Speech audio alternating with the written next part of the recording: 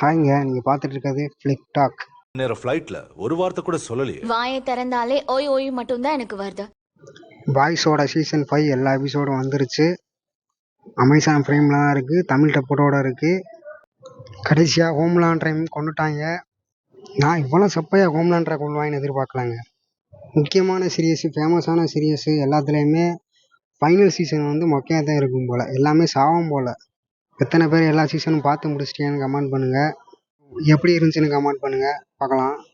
ஒரு action சீக்வன்ஸில் dark காமெடியோட ஒரு serious வேணும்னா மறக்காமல் போய் செக் பண்ணி பாருங்கள்.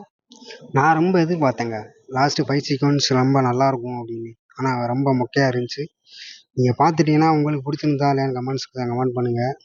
நான் சீரியஸ் இன்னும் பார்க்காதவங்க மறக்காமல் போய் செக் பண்ணி பாருங்கள். முக்கியமாக ஃபேமிலியோடு பார்க்காதீங்க, அதான் ரொம்ப ரொம்ப முக்கியமானது. தனியாக உட்காந்து பாருங்கள். மொத்தம் 5 சீசன் இருக்குது, 7 வருஷத்துக்கு முன்னாடி வந்தது.